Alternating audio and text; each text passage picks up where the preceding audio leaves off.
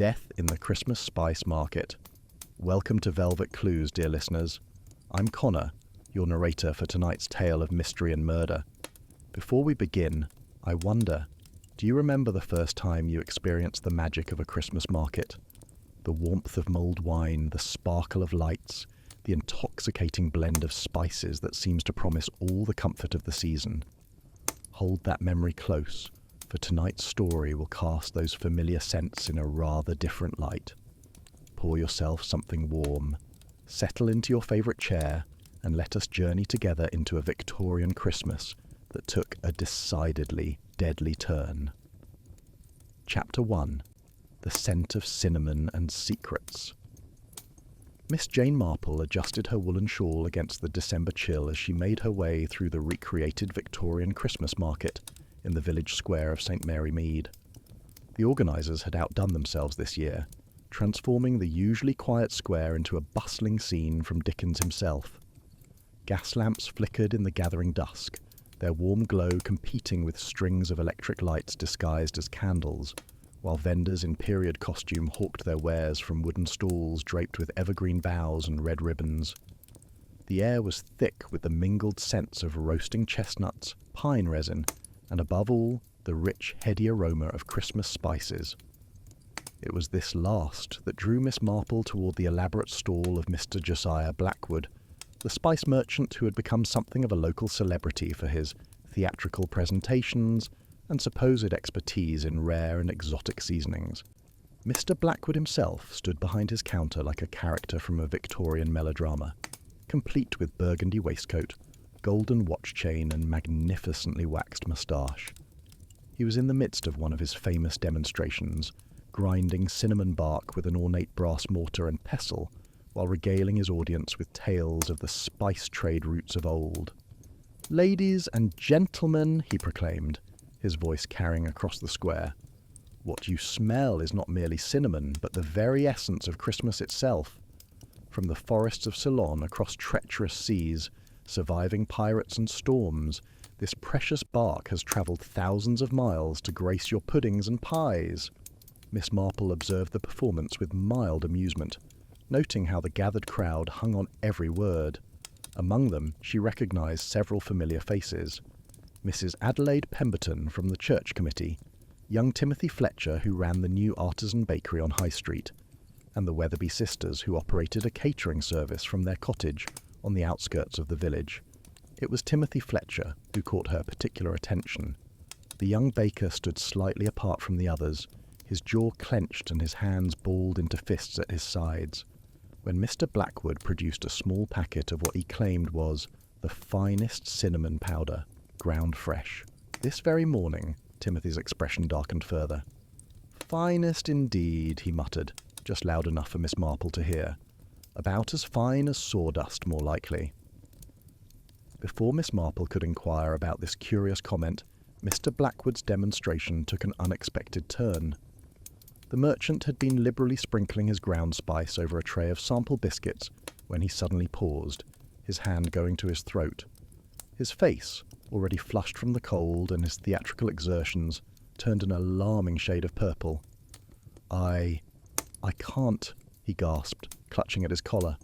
The brass mortar fell from his hand, clattering on the cobblestones and sending a cloud of reddish-brown powder into the air.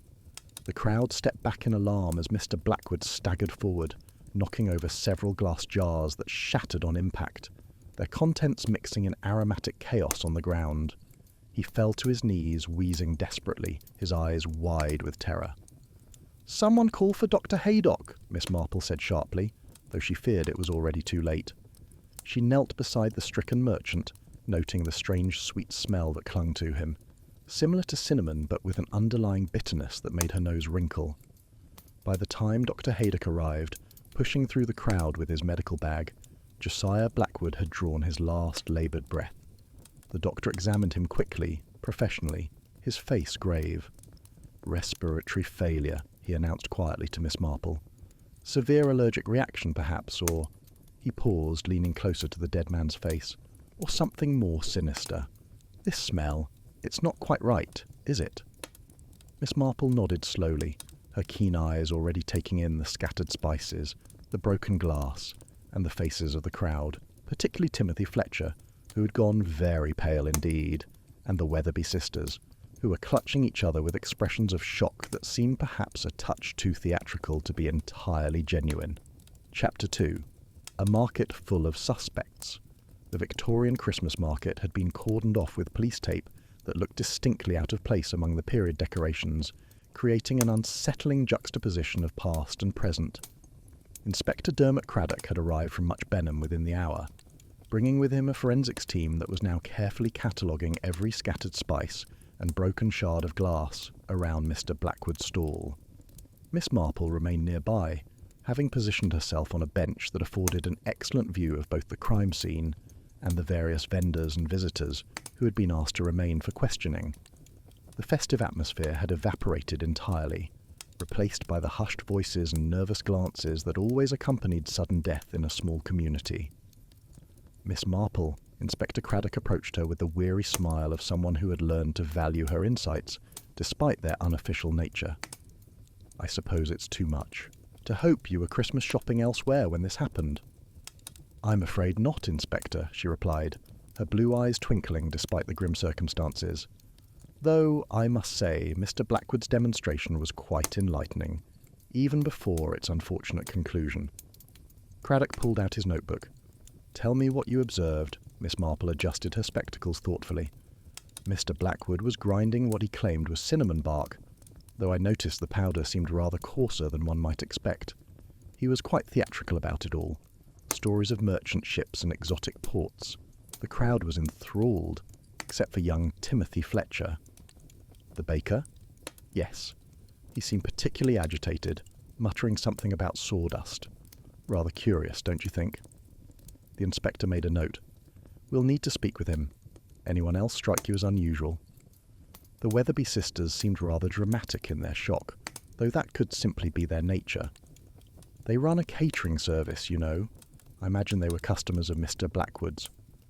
As if summoned by the mention of their name, the Weatherby sisters approached, identical in their Victorian bonnets and dark cloaks. Prudence, the elder by 5 minutes, spoke first. "Inspector, surely we can go home. This dreadful business has quite upset poor Patience." Patience, despite her supposed distress, seemed keen-eyed and alert. "We were only buying nutmeg for our Christmas orders. We've dozens of mince pies to prepare for the church social." "Did you buy anything from Mr. Blackwood today?" Craddock asked. The sisters exchanged a quick glance. "Not today," Prudence said carefully. "We had some concerns about his recent supplies." "Concerns?" This time Patience spoke up. 3 weeks ago we purchased what was supposed to be premium ground ginger. When we used it in our gingerbread, several customers complained of an odd taste. Upon closer inspection, we found what appeared to be sawdust mixed in with the spice." Miss Marple's eyes sharpened. "Did you confront Mr. Blackwood about this?" "We tried," Prudence said, her voice tightening. "He laughed it off, said we must have contaminated it ourselves, offered us a discount on our next purchase, as if that would solve anything. We lost the contract for the Thornbury wedding because of that batch." Inspector Craddock was writing rapidly. "That must have been frustrating." "Frustrating," Patience's voice rose. "It nearly ruined us. Word spreads quickly in a village like this." Their interrogation was interrupted by a commotion near the spice stall. One of the forensics officers was holding up an evidence bag containing what looked like tree bark. "Sir," he called to Craddock, "you need to see this. It's not cinnamon at all. It's cassia bark, and it's been treated with something. The lab will need to confirm, but the smell, it's distinctly almond-like." "Cyanide?" Craddock muttered, then louder. "Everyone, please remain where you are. This is now a murder investigation." Miss Marple observed how the crowd reacted to this announcement. Timothy Fletcher had gone even paler, his hand reaching out to steady himself against a lamppost. Adelaide Pemberton gasped and clutched her pearls in a gesture that seemed genuine, but it was the person trying to slip away toward the edge of the square that caught her attention. Martin Blackwood, the victim's own nephew, who had been helping earlier with the stall's setup. "Inspector," she said quietly, "you might want to speak with that young man before he disappears entirely." Craddock followed her gaze and immediately dispatched a constable to intercept Martin. The young man's attempt at casual departure crumbled instantly, and he was escorted back looking rather like a schoolboy caught stealing apples. "I wasn't running away," Martin protested immediately. I needed air. Uncle Josiah this is all too much." "You were helping him today?" Craddock asked. "Only with setting up this morning. I had nothing to do with the spices. Uncle always insisted on handling those himself. Said I didn't have the proper appreciation for the art of it." Miss Marple studied the young man carefully. His distress seemed genuine, but there was something else in his expression. Relief, perhaps? Or was it guilt? In her experience, family members often harboured the most complex feelings toward the deceased, especially when inheritance might be involved. Chapter 3. The Baker's Bitter Tale. The interrogation had moved to the church hall adjacent to the market square, its cheerful Christmas decorations providing an incongruous backdrop to the serious business at hand. Timothy Fletcher sat across from Inspector Craddock, his flour-dusted apron still tied around his waist, his face a study in barely controlled emotion. Miss Marple had been permitted to remain, seated quietly in the corner with her knitting, appearing for all the world like a harmless elderly lady, rather than the sharp observer she truly was. She noted how Timothy's hands trembled slightly as he accepted a cup of tea from the constable, how his eyes darted toward the door as if calculating escape routes. "Mr. Fletcher," Inspector Craddock began, "several witnesses reported that you seemed agitated during Mr. Blackwood's demonstration. You were heard muttering about sawdust." Timothy's jaw clenched. I had good reason to be angry. That man destroyed 3 months of my work with his adulterated goods. "Explain, please."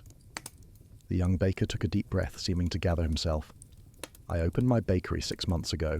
Artisan breads, traditional cakes, everything made from scratch with the finest ingredients. Or so I thought." His voice turned bitter. "I sourced all my spices from Blackwood because he claimed to import directly, cutting out the middlemen. Better quality for better prices, he said. And this wasn't true. Oh, he imported something all right.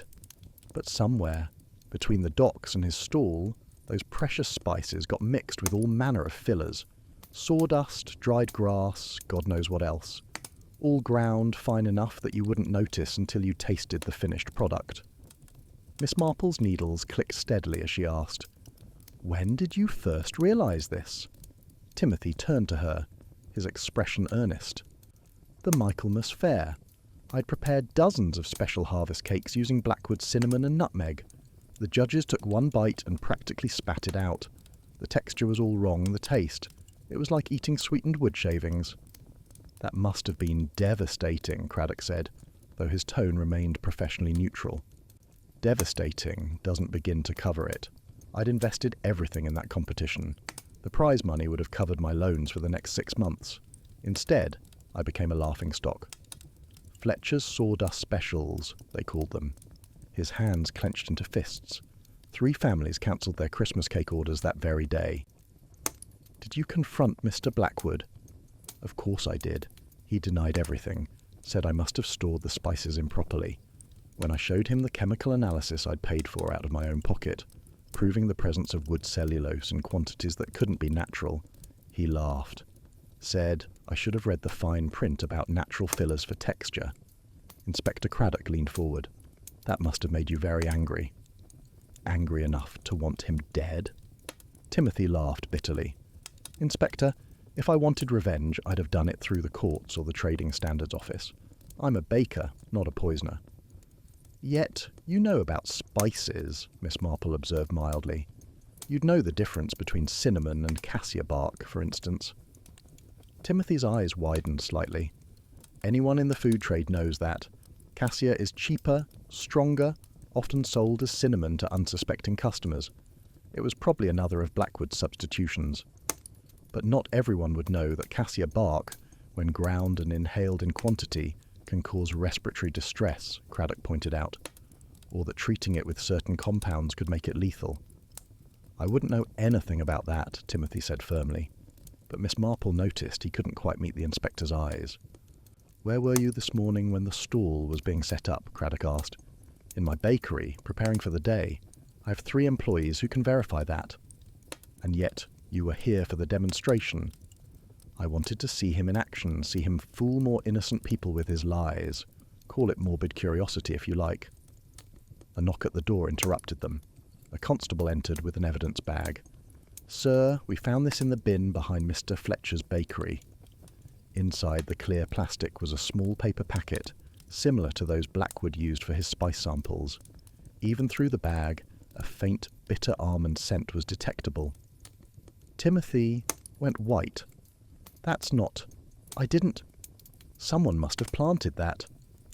"Mr. Fletcher," Craddock's voice had turned stern, "I'm going to have to ask you to remain here while we conduct further investigations."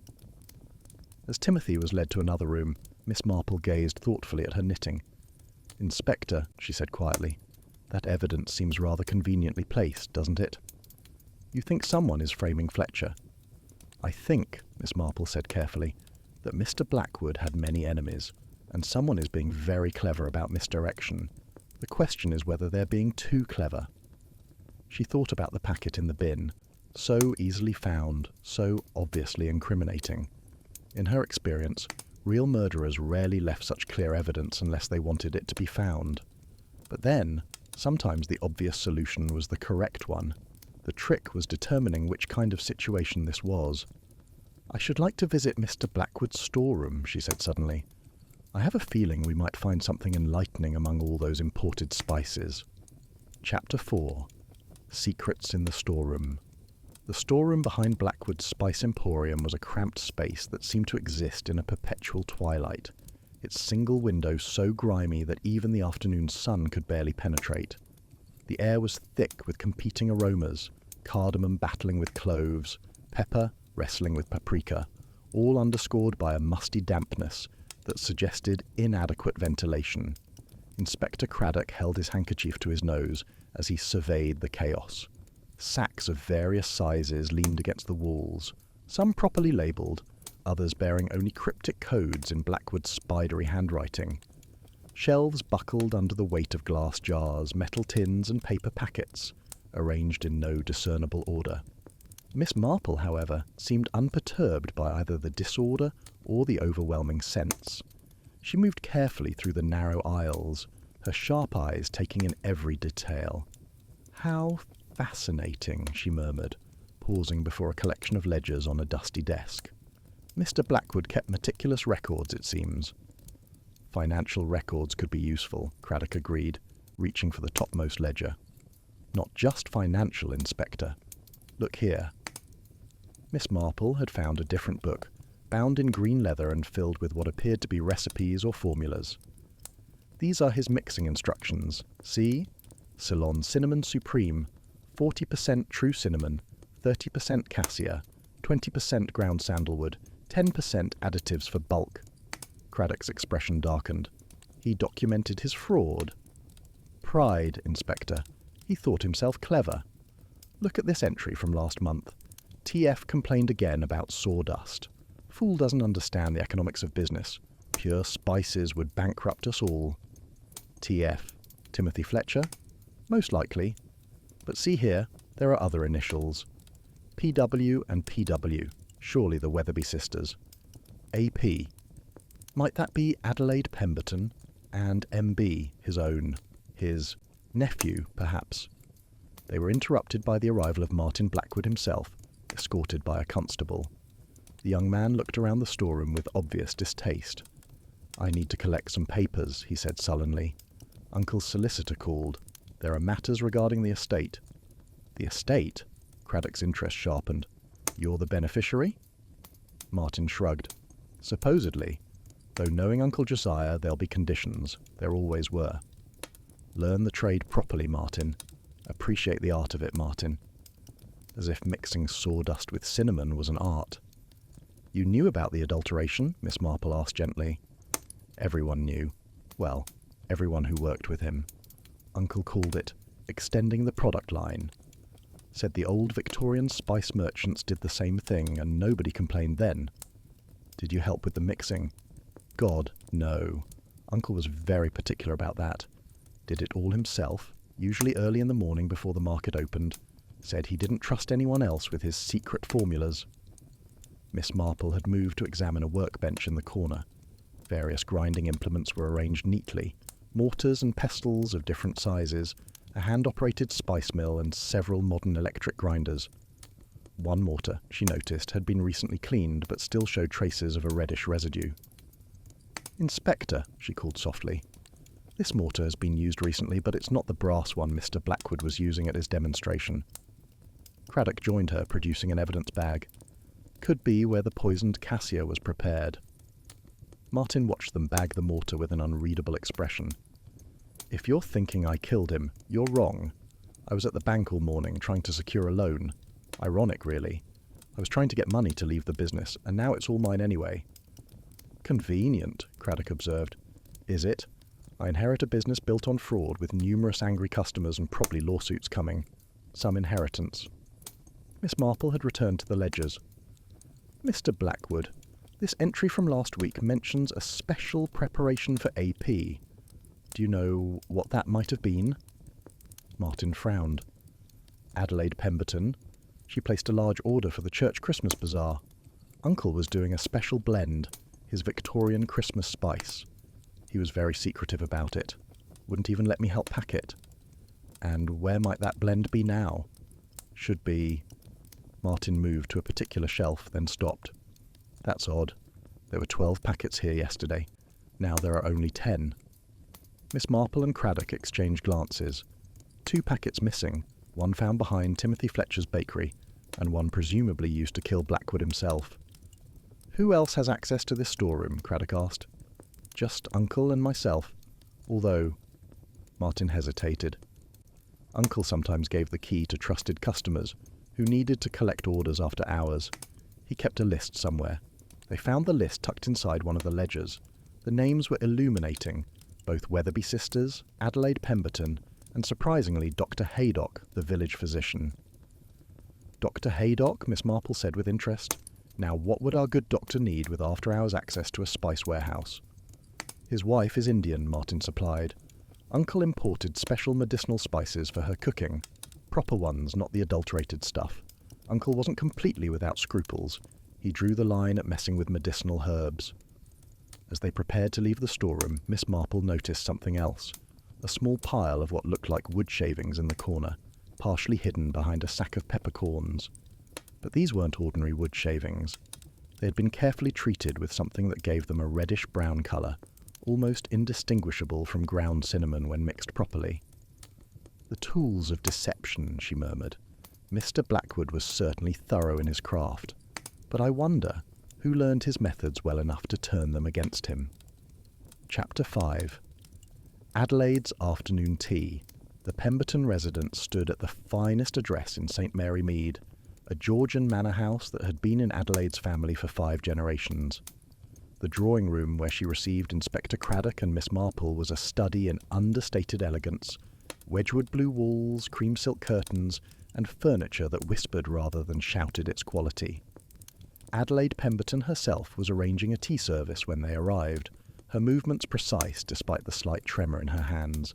At 73, she remained a formidable presence in village society, her silver hair perfectly coiffed, her pearls genuine, her bearing that of someone accustomed to being obeyed.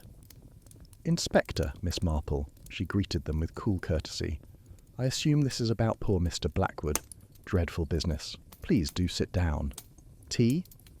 Miss Marple accepted gratefully, noting the exquisite china and the equally exquisite tension in their hostess's manner. Adelaide Pemberton was nervous, though she was doing an admirable job of concealing it. "Mrs. Pemberton," Craddock began, "we understand you are one of Mr. Blackwood's regular customers." "Indeed. One must source one's spices somewhere, and Mr. Blackwood's stall was convenient, if not always reliable." "Not reliable?" Adelaide's lips pursed slightly. "Let us not speak ill of the dead, Inspector, but Mr. Blackwood's quality had declined notably in recent months. I had complained several times. Yet you continued to patronize his establishment." "What choice did I have? The nearest alternative is in Much Benham, and at my age one doesn't travel 20 miles for a pinch of nutmeg." Miss Marple set down her teacup carefully. "I understand you had special access to Mr. Blackwood's storeroom." A faint flush coloured Adelaide's cheeks. That sounds rather more sinister than it was. Mr. Blackwood knew I suffer from arthritis. Morning trips to the market are difficult. He kindly allowed me to collect my orders in the evening when the crowds had gone. "When did you last use this access?" Craddock asked. "Tuesday evening. I collected my order for the church bazaar, 2 pounds of mixed Christmas spices." "Did you notice anything unusual?" Adelaide hesitated, her fingers playing with her pearl necklace. "Well, now that you mention it, there was someone else there when I arrived. I heard voices from the storeroom, rather heated voices." "Could you identify them?" "One was certainly Mr. Blackwood. The other, it might have been that young baker, Fletcher. They were arguing about compensation for damaged goods." Miss Marple leaned forward slightly. "What time was this exactly?" 6:30. I remember because I was hurrying to get home for the weather forecast." "And you didn't see either man?" "No. I collected my parcels from the front counter where Mr. Blackwood had left them and departed immediately. I don't care for confrontations." Inspector Craddock made notes while Miss Marple studied Adelaide's face. There was something the older woman wasn't saying, some detail held back. "Mrs. Pemberton," Miss Marple said gently, "you mentioned Mr. Blackwood's declining quality. Did this affect your preparations for the church bazaar?" Adelaide's composure cracked slightly. "If you must know, I had to discard an entire batch of Christmas puddings last week. The spices were contaminated with something that turned them bitter. 20 pounds worth of ingredients wasted. That must have been frustrating." "Frustrating?" Adelaide's voice sharpened. "Miss Marple, I have organised the church Christmas bazaar for 37 years. This year, thanks to Mr. Blackwood's penny-pinching fraud, I faced the humiliation of potentially having nothing to contribute. Do you have any idea what that means in a village like this?" The passion in her voice was revealing. Here was a woman whose entire identity was wrapped up in her social position and reputation. The threat to her standing would have been intolerable. "What did you do?" Craddock asked. "I made new puddings, of course, drove to Much Benham myself despite my arthritis, and purchased proper spices from a reputable merchant. The expense was considerable, but what choice did I have?" "Did you confront Mr. Blackwood about the contaminated spices?" Adelaide lifted her chin. "I wrote him a strongly worded letter demanding compensation. He had the audacity to suggest that I had stored the spices improperly, as if I, after decades of household management, wouldn't know how to store spices."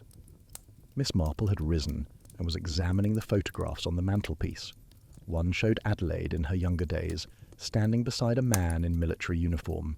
Another, more recent, showed her at what appeared to be a cooking competition, holding a trophy. "You're quite an accomplished baker yourself, aren't you, Mrs. Pemberton?" "I've won prizes," Adelaide admitted with a touch of pride. "Before my arthritis became troublesome, I was considered quite skilled." "Skilled enough to know about different types of spices? The differences between cinnamon and cassia, for instance?" Adelaide's eyes narrowed.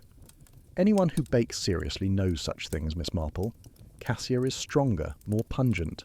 Some prefer it for certain recipes." "And the dangers of inhaling spice dust?" What are you implying?" "Someone treated cassia bark with poison," Craddock said bluntly. "Someone who knew enough about spices to make the substitution convincing. Someone with access to Mr. Blackwood's supplies." Adelaide stood abruptly, her teacup rattling in its saucer. "I think you should leave now, Inspector. If you have further questions, you may address them to my solicitor." As they were shown out, Miss Marple glanced back at Adelaide Pemberton, standing rigid in her doorway. Fear, anger, and something else, guilt, warred in her expression. "She's hiding something," Craddock said once they were outside. "Oh, yes," Miss Marple agreed. "But is she hiding murder, or something else entirely? Adelaide Pemberton values her reputation above all else. The question is, how far would she go to protect it?" Chapter 6. The Weatherby Sisters' Warning.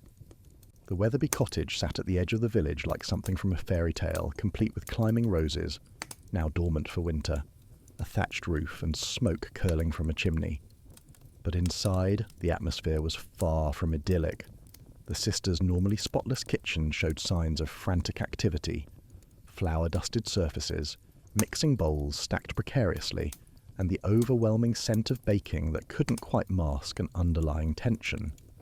Prudence Weatherby answered the door, her usual composure clearly strained. "Inspector, Miss Marple, we're rather busy with orders." "This won't take long," Craddock assured her, though his tone suggested it would take exactly as long as necessary. They were led into a small parlour adjacent to the kitchen, where Patience was decorating what appeared to be her 100th mince pie of the day. Her hands moved mechanically, but her eyes were red-rimmed, as if she'd been crying. "We've already told you everything," Prudence said defensively. "We had issues with Mr. Blackwood's spices. We stopped buying from him. End of story." Miss Marple settled herself comfortably, as if preparing for a long chat. "Actually, I was wondering about your catering business. It must be challenging, running such an enterprise from a cottage kitchen." Patience looked up from her pies. "We manage. We've all the proper certifications, if that's what you're asking." "Oh, I'm sure you do. I was thinking more about the competition. There must be quite a demand for catering services in the village." The sisters exchanged a glance.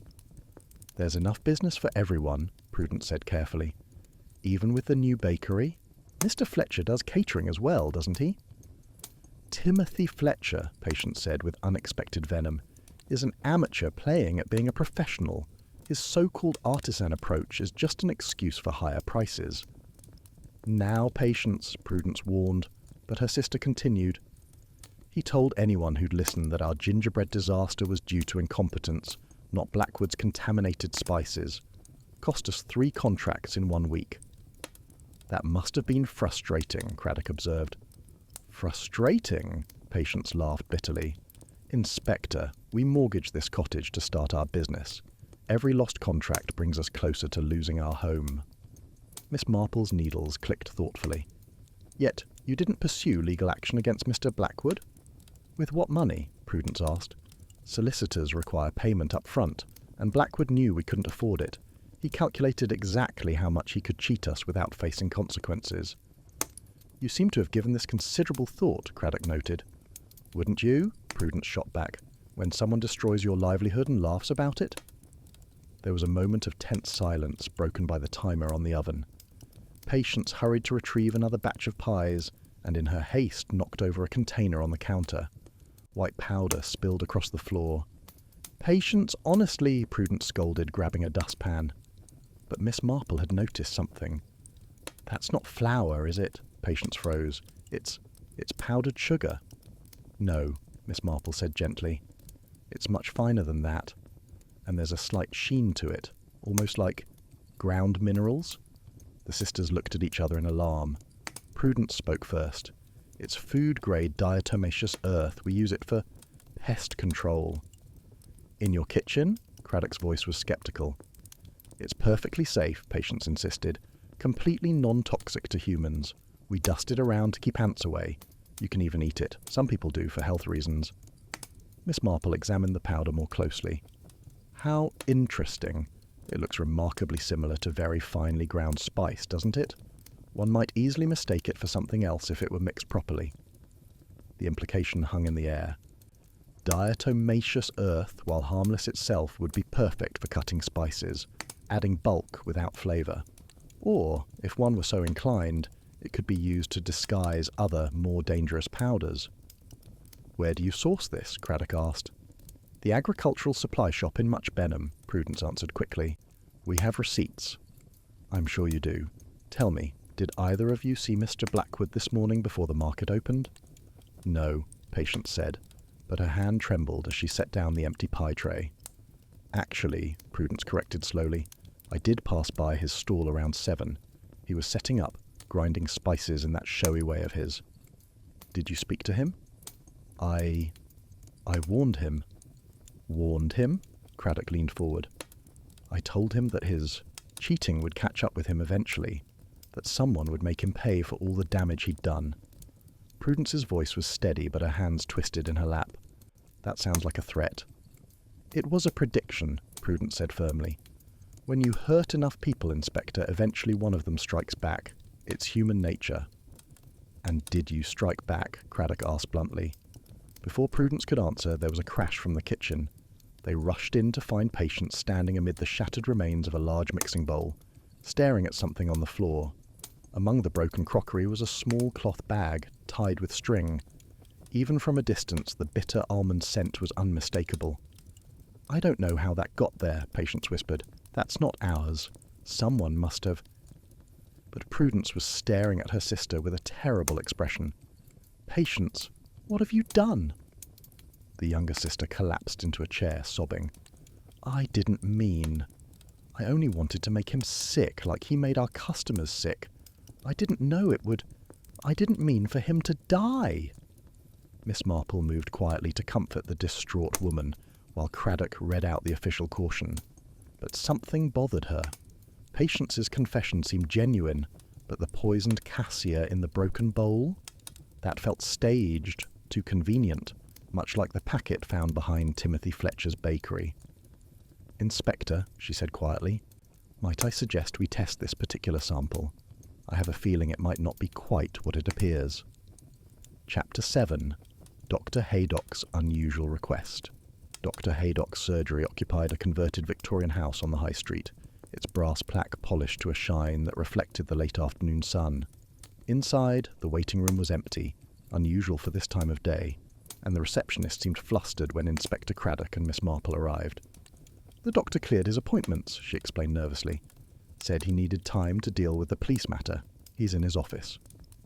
They found Dr. Haydock at his desk, surrounded by medical journals and what appeared to be botanical texts.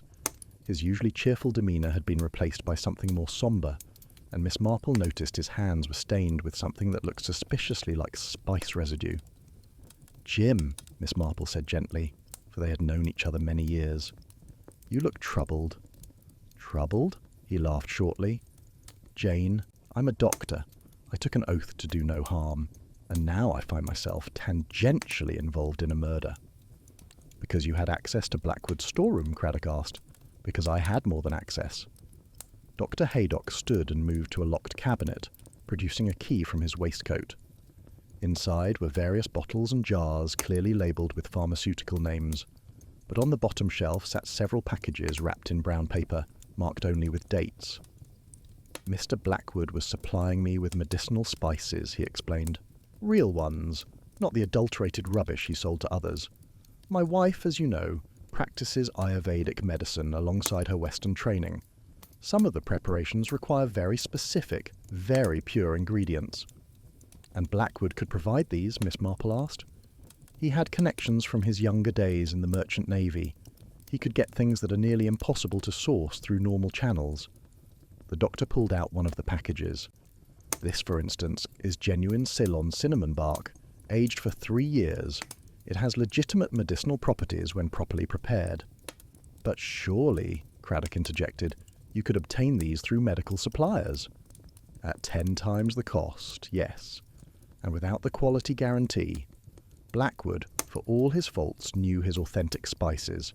He kept them separate from his commercial ventures." Miss Marple had moved to examine the packages more closely. "When did you last visit the storeroom?" "Monday evening. I needed to collect a shipment of black cardamom for my wife's practice." "Did you notice anything unusual?" Dr. Haydock hesitated. "Actually, yes.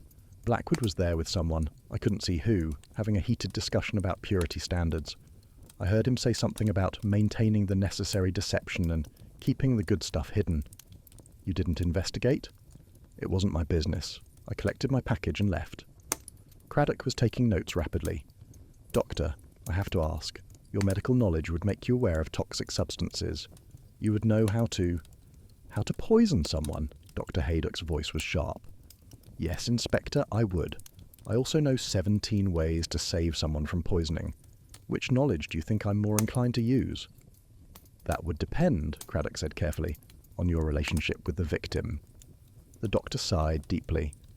Josiah Blackwood was a fraud and a cheat. He was also dying. This revelation caused both his visitors to start. Miss Marple recovered first. "Dying?" "Pancreatic cancer, stage 4. He had perhaps 3 months to live. He came to me 6 weeks ago for a second opinion after receiving the diagnosis in London." "Did anyone else know?" Craddock asked. "He swore me to secrecy. Said he had arrangements to make first. I assumed he meant his will, putting his affairs in order. Miss Marple's mind was racing. A dying man, maintaining his business as usual, keeping his conditions secret. Why? Did his nephew know? Martin? I don't believe so. Josiah was very specific. No one was to know until he was ready. But someone did know, Miss Marple mused. Someone who couldn't wait 3 months. There was a knock at the door, and the receptionist peered in nervously. Doctor, there's a delivery here, from the police station. They said you were expecting it. Craddock looked puzzled. I didn't send anything. Dr. Haydock appeared equally confused as the receptionist brought in a small package. It was addressed to the doctor but marked as evidence from the Blackwood case. Inside was a single vial of clear liquid and a note. The real poison. Test this. There was no signature, but the handwriting looked familiar. Miss Marple held it up to the light, comparing it mentally to the ledgers she'd seen in Blackwood's storeroom. This is Martin Blackwood's writing, she said slowly.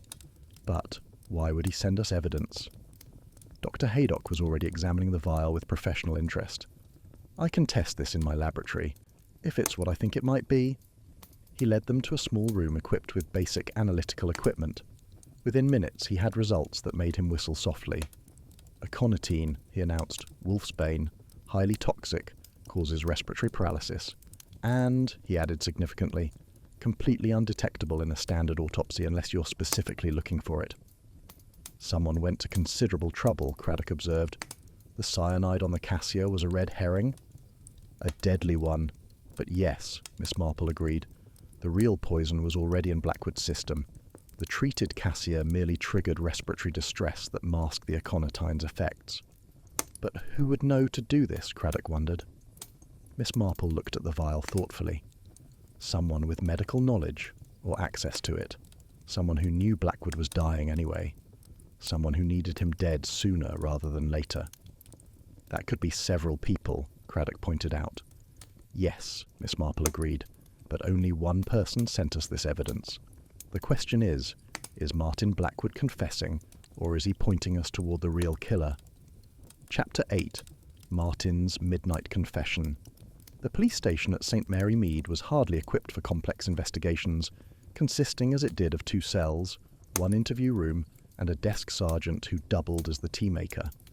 But tonight it hummed with activity as Martin Blackwood sat across from Inspector Craddock, his solicitor beside him, while Miss Marple occupied her now familiar corner chair. Martin looked haggard, his earlier defiance replaced by exhaustion. The vial of aconitine sat between them on the scarred wooden table like an accusation. I didn't kill him, Martin began without preamble, but I know who did. His solicitor, a nervous man named Pembridge, touched his arm warningly. Mr. Blackwood, I must advise. No. Martin shook him off. I'm tired of the secrets, the lies. It's all coming out anyway. Craddock leaned back, adopting a patient expression. Then tell us everything. Martin took a deep breath. Uncle Josiah was dying. He told me 3 weeks ago, swore me to secrecy. Said he had a final business arrangement to complete before he could die peacefully. You lied about not knowing, Craddock noted. He made me promise, but that's not the important part. The important part is what he was planning. Miss Marple's needles stilled. Which was revenge on everyone who he felt had wronged him. He was going to expose them all. Expose them? Martin pulled out a small notebook from his pocket. He kept records, not just of his spice adulteration, but of everyone else's secrets, things he'd learned over years of business. He opened the notebook, revealing pages of cramped handwriting. Timothy Fletcher, his organic certification is fraudulent. The Weatherby sisters, they've been claiming VAT refunds on non-existent exports. Adelaide Pemberton, she's been embezzling from the Church Bazaar Fund for years. Blackmail material, Craddock said grimly. He called it insurance, but with death approaching, he decided to use it. He was going to reveal everything at the Christmas market during his demonstration. Miss Marple understood now. Someone couldn't let that happen. Someone couldn't, Martin agreed. So they killed him first. Who had access to aconitine? Craddock asked. Adelaide Pemberton grows wolfsbane in her garden, claims it keeps deer away. The Weatherby sisters use it in their natural pest control. Dr. Haydock obviously has access through medical channels. And you? Miss Marple asked gently. Martin smiled bitterly. I studied chemistry before Uncle dragged me into the spice trade. I know exactly how to extract aconitine. That's why I sent you the vial, to prove I could have done it, but also to prove I didn't. I don't follow, Craddock said. The vial I sent you is pure medical-grade aconitine. Whoever poisoned Uncle used a crude extraction. There would be plant matter residue, alkaloid variations. Test his blood properly and you'll see the difference. Dr. Haydock, who had been permitted to observe, spoke up. He's right. A proper toxicology screen could differentiate between pharmaceutical and homemade preparations. But why the elaborate setup with the cassia? Craddock wondered. Martin laughed humorlessly. Because Uncle was paranoid. He tested everything he ate or drank, but he'd never suspect his own spices, the ones he ground himself. The killer was brilliant. They knew his habits, his routines. The morning grinding, Miss Marple murmured. He always ground fresh spices for demonstrations. Exactly. Someone replaced his regular cassia with the treated bark, knowing he'd inhale it during his performance. The aconitine was probably administered earlier, in his morning tea perhaps. The combination would be lethal, but look like a reaction to the cyanide. Who would know enough to plan this? Craddock asked. Martin shrugged. Anyone who'd watched Uncle's routines. He was predictable. Same breakfast every day at the same cafe. Same preparation ritual before markets. Miss Marple had been examining the notebook. One entry caught her attention. AP, husband's military pension fraud, evidence in safe deposit box 447. Mrs. Pemberton's husband died a war hero, she said slowly. His pension supports her lifestyle. Except he didn't die a hero, Martin said. He deserted, changed his name, died in disgrace in Australia. Uncle found out through his shipping connections. He's been holding it over Adelaide for years. The room fell silent as the implications sank in. Adelaide Pemberton, pillar of society, faced with the destruction of everything she valued. She had the means, Craddock said thoughtfully. Wolfsbane from her garden, access to the storeroom, knowledge of Blackwood's routines. And the motive, Miss Marple added. The loss of her reputation would destroy her. In her world, such scandal would be worse than death. But can we prove it? Craddock asked. Miss Marple smiled slightly. Inspector, I believe if we check Mrs. Pemberton's greenhouse, we'll find evidence of recent wolfsbane harvesting. And if we examine her diary, we'll discover she had breakfast at the same cafe as Mr. Blackwood this morning. She's too proper to break her routines, even for murder. There's one more thing, Martin said quietly. He pulled out a small key. Uncle's safe deposit box. He gave me this last week. Said if anything happened to him, I should give it to the police. I think he suspected someone might try to stop him. Craddock took the key carefully. You realize this makes you an accessory after the fact? I don't care anymore, Martin said wearily. I just want this finished. Uncle was a cheat and a blackmailer, but he didn't deserve to die for it. Miss Marple studied the young man with sympathy. You loved him, despite his faults. He raised me after my parents died. He was difficult, dishonest, sometimes cruel, but he was family. Martin's voice broke slightly.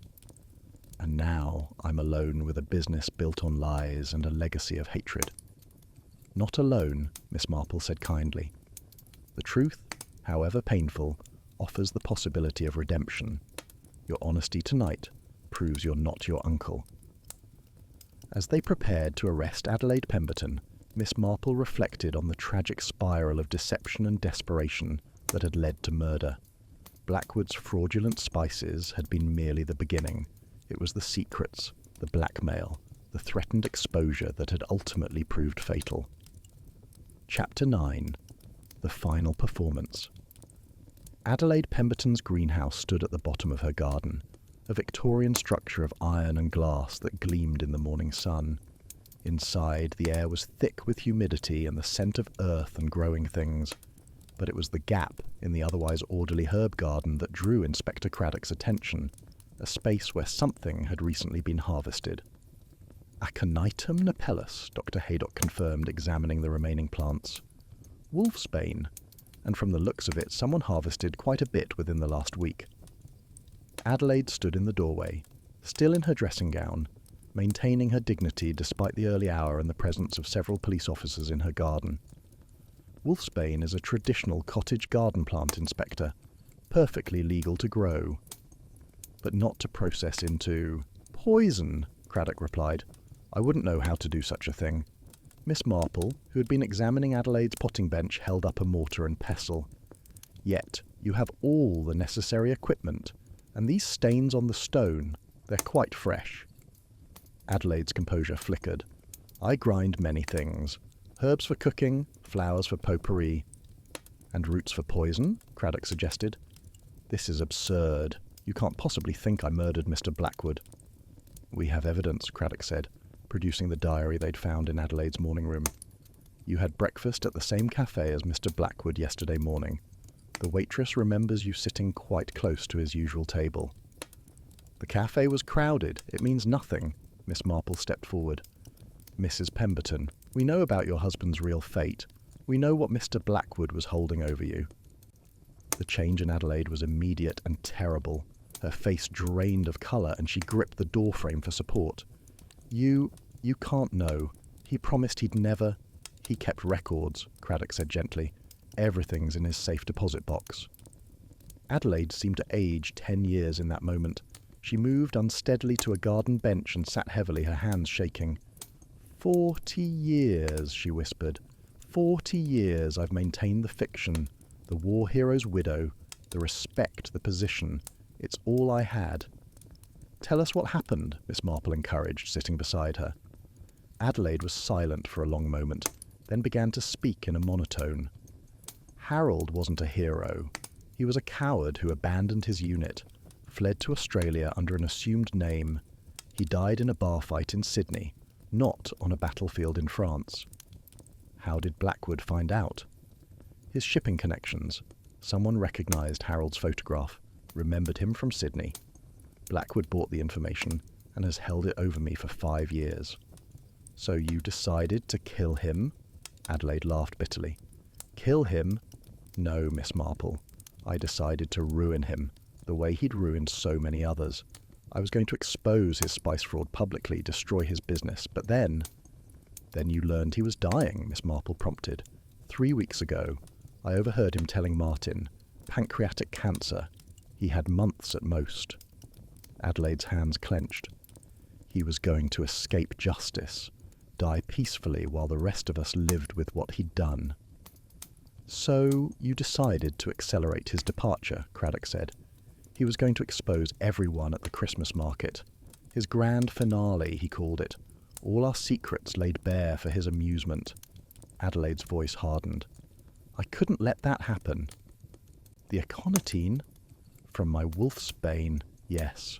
Prepared using instructions from an old herbalist book in the library. I added it to his tea yesterday morning. He always had Earl Grey with 2 sugars, always sat at the same table. And the cassia. I knew about his morning grinding ritual. Everyone did. He was so proud of his fresh, ground spices. I treated the cassia bark with a cyanide solution, just enough to cause respiratory distress, make it look like an allergic reaction or contamination accident. Where did you get the cyanide? Craddock asked. Adelaide smiled slightly. Photography chemicals, my late husband's hobby. I still had his supplies in the attic. You planned it all meticulously, Miss Marple observed. I had to. One chance to stop him before he destroyed us all. Adelaide looked directly at Miss Marple. I'm not proud of what I did, but I'm not sorry either. Josiah Blackwood was a parasite who fed on others' misfortunes. And Timothy Fletcher, the Weatherby sisters, you tried to frame them. Insurance, Adelaide admitted. I left evidence pointing to each of them, knowing they all had motive. I thought the investigation would get so tangled that the truth would never emerge. You underestimated us, Craddock said. No, Inspector. I underestimated Miss Marple. Adelaide turned to the elderly detective. You saw through it all, didn't you? From the beginning. Miss Marple nodded sadly. The evidence was too neat, too convenient. Real murders are messy, desperate things. Yours was a performance as theatrical as Mr. Blackwood's spice demonstrations. Adelaide stood, straightening her dressing gown with habitual dignity. "May I dress properly before you arrest me? I should prefer not to be photographed in my nightwear." Craddock nodded, and Adelaide walked back to her house with measured steps, 2 constables following at a respectful distance. "She won't run," Miss Marple said quietly. "She has too much pride for that." "It's almost tragic," Dr. Haydock observed. "All this death and deception over reputation and money." "It usually is," Miss Marple replied. "The motives for murder are remarkably consistent. Greed, fear, pride, revenge. Mrs. Pemberton embodied them all." 20 minutes later, Adelaide emerged from her house perfectly dressed, pearls in place, handbag clutched properly. She submitted to the handcuffs without protest, maintaining her dignity even as she was led to the police car.